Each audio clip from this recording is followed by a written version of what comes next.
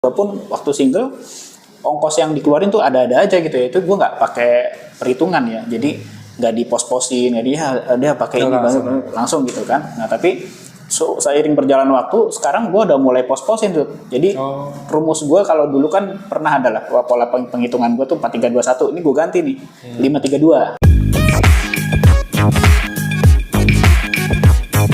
Zut, hari ini kita mau bahas soal kelola uang THR nih Zut nih. Nah bagi kan lu kan karyawan nih, ada THR dong gitu kan.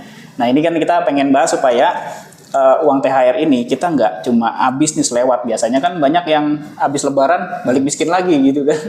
Nah supaya nggak miskin, hari ini kita mau bahas nih, ngobrol-ngobrol nih sama Zut ini. Nah kalau lu sendiri Zut, begitu dapat THR, langkah pertama yang lo lakukan apa? Langkah pertama yang akan saya lakukan adalah membuat pos-pos dari THR itu sendiri sih. Pos-posnya apa dulu? Misalnya katakanlah dapatnya 10 juta gitu kan. Yang pertama adalah budget untuk mudik. Mudik dulu ya. Misalnya mudik katakanlah 6 juta. Misalnya ya udah 6 juta tak gitu kan. Terus kemana habis dong. Kan 10 juta masih ada sisa kan 4 juta kan. Gede juga ya. Ya soalnya kan berkeluarga kan. Oke. Jadi mudik terus ya mungkin THR saudara gitu lah ya. 2 juta gitu kan. Waduh, THR saudara gede juga ya. Nah, kan mudik itu tadi ya udah masuk 6 juta misalnya. Kan 6 juta nih. 6 juta tadi budget mudiknya. Terus tadi THR tambah lagi 2 juta. Ya. Apa 6 jutanya udah include? Belum sih. Berarti THR sama zakat segala macam itu 2 juta gitu. Oke, 8 nih. 2 juta. Sisa 2 juta. Ya, sisa 2 juta. Jadi ada sisa 2 juta. 2 juta itu sebenarnya bisa jadi ya. Kan kadang kalau mudik itu kemana-kemana gitu kan. Ada yang untuk beli ABCD gitu kan. Kadang beli. Ya paling ada sisa 10% sih.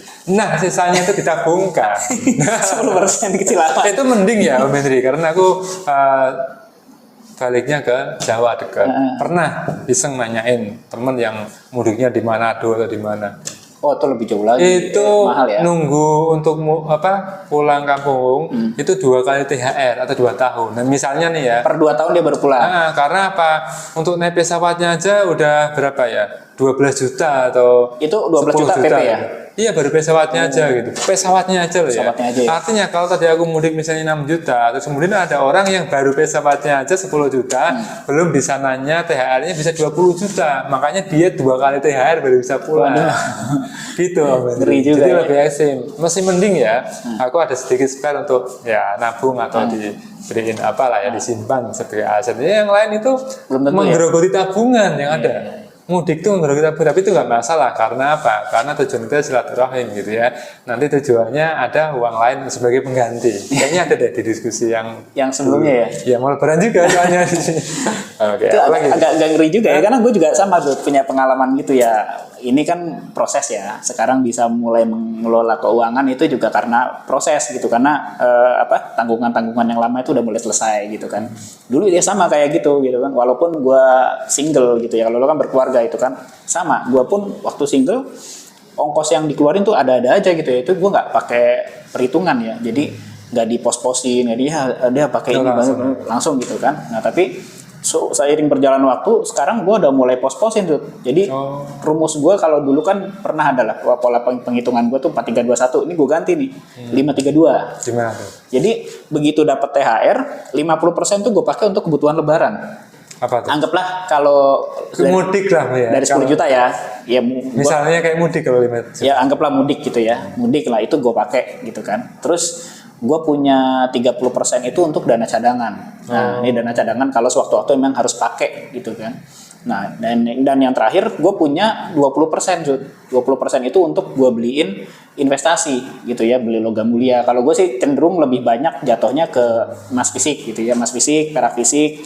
Ada juga beberapa kali tuh gue beli reksadana, cuma sekarang gue udah nggak ke reksadana ya, gue pindahin semua ke logam gitu. Jadi gue untuk untuk investasi uang gue itu lebih gue percayain ke logam mulia lah, emas dan perak. Udah itu aja 2 gitu. Jadi sekarang lebih terencana nggak langsung habis semuanya. Jadi minimal kan udah gue beliin logam nih 20%, 50%-nya udah dipakai untuk lebaran gitu kan. Gue masih punya dana cadangan. Nah, dana cadangan ya buat nanti hidup bulan besoknya gitu kan, besok dan seterusnya gitu. Jadi duit nggak langsung habis. Iya, makanya sebenarnya kalau mudik itu tergantung tujuannya ya, atau mau lebaran ya. Kalau misalnya nih katakanlah ya, mending tidak mudik gitu, itu jauh lebih hemat.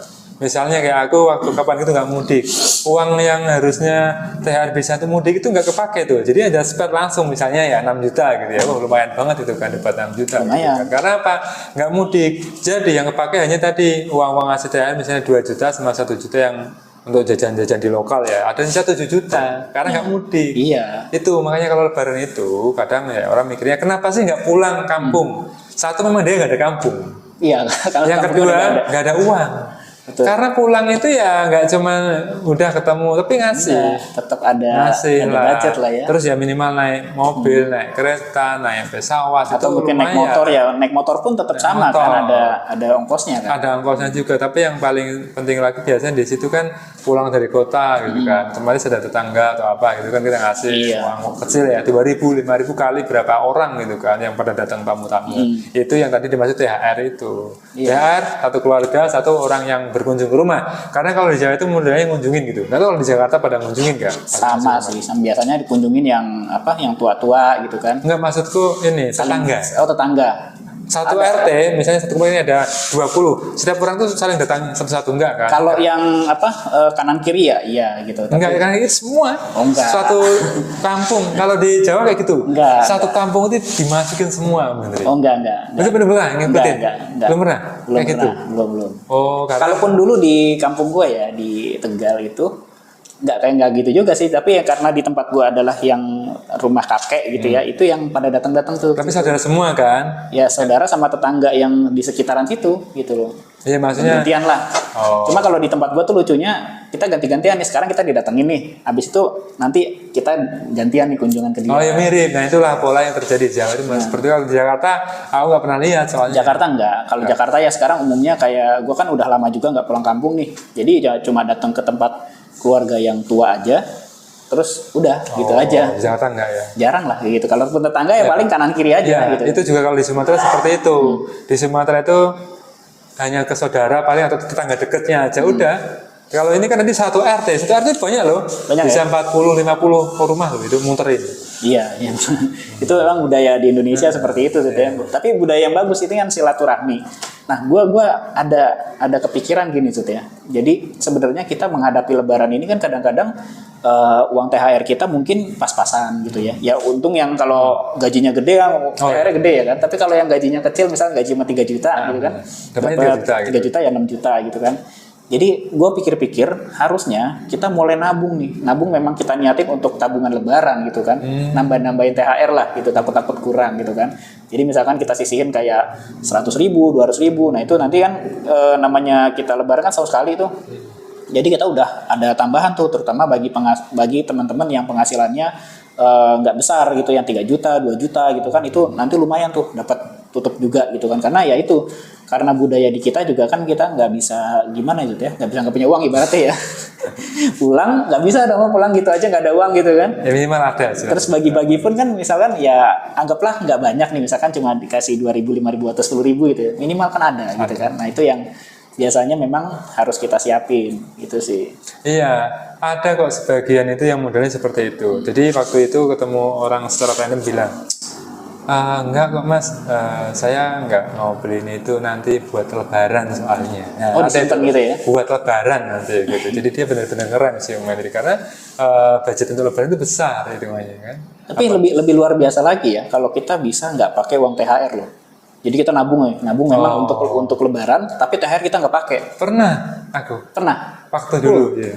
Foto berarti, wih, enak kan? Apalagi ada bonus triple itu banyak uangnya. Gitu. Nah, pernah. Itu memang kalau kita punya kelebihan uang, mendingan sih ditabungin. THR kita nggak pakai, jadi kita masih punya selisihan tuh banyak. Nah dari THR yang nggak dipakai itu kan, kalau misalkan kita mau beli emas deh, misalkan ya emas gram gede kan kebeli langsung, gitu kan? Perak yang langsung 100 gram kebeli. Betul, gitu. Harusnya begitu sih. Iya. Idealnya begitu. Cuman kan nggak banyak yang bisa seperti itu. Karena sebagian orang itu memang menunggu hari raya itu untuk dapat THR.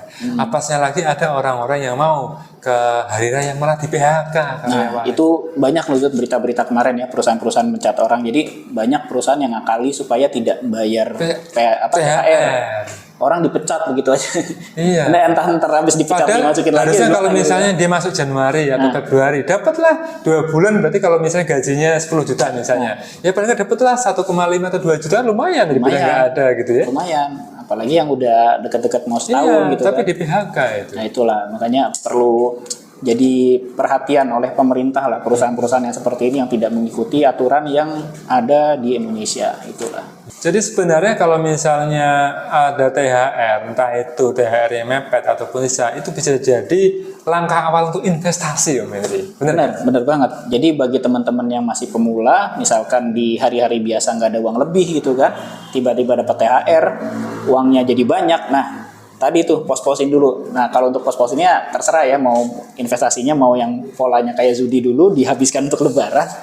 Terus sisanya sedikit 10% buat ditabungkan, atau kayak saya punya nih yang baru saya pakai gitu kan 532 gitu, yang 20% masih bisa diinvestasikan. Nah, ini kesempatan nih, karena kalau misalkan teman-teman yang beruntung ya, yang mampu tidak pakai uang THR-nya, itu langsung bisa beli emas gramasi yang besar atau perak gramasi yang besar ya, kurang lebih seperti itu ya Zudi ya. Betul. Nah, jadi kesimpulannya adalah THR setiap orang itu penggunaannya beda-beda. Tapi dari kami berdua menyarankan ada alokasi ya, sekian persen ya, 20%, 10, 30 atau berapapun itu untuk dijadikan sebagai awal langkah investasi. Kalau sudah mulai ya bagus, makin nambah kan, kayak tadi misalnya ada sudah punya emas 1 gram gitu kan, ini ada THR nih, ya udah nambah setengah gram gitu misalnya, kan nggak masalah begitu ya. Jadi ini seperti itu Om Henry.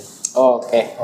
Thank you teman-teman. Ini kita ngobrol sore-sore ya, asik ya soal lebaran ya. Nanti buat teman-teman yang punya pengalaman juga nih kayak kita ya, boleh tulis di kolom komentar nih. Kita saling sharing, saling berbagi pengalaman. Kalau ada yang bisa nggak pakai THR-nya, coba sharing juga ke kita ya. Ini luar biasa nih kalau sampai bisa nggak pakai THR. Nah nanti bisa jadi uangnya tuh bisa dibelikan logam mulia atau investasi yang lainnya gitu ya, yang bisa langsung dalam jumlah besar gitu. Nah, oke, teman-teman, jangan lupa selalu tongkrongin terus ya channel kita Mofit Indonesia. Apalagi itu tempatnya untuk dulu subscribe dulu dong. Oh iya, like, subscribe, komen, dan share video ini agar kita senantiasa selalu semangat bikin konten seminggu 2 kali, 3 kali. Yang penting bermanfaat bagi Sobat Mofitness dimanapun berada, di Indonesia, di Amerika, di Taiwan. Karena apa? Karena lihat di biografinya itu ada yang di luar negeri banyak. Sampai luar negeri ya? Sampai luar negeri, dan uniknya lagi adalah yang nonton banyak juga yang di atas usia 60 tahun. Waduh. Bapak-bapak yang udah banyak uang sih, iya. Silakan boleh investasi di Mofit Indonesia. Ada 2 produk, Mofit Gold sama Mofit Silver. Bisa join di grup yang ada di bawah ini, dan silakan bisa beli dari 1 gram, 0,5 gram sampai 100 gram perak ada. Ada semuanya. Oke. Dadah. Terima kasih.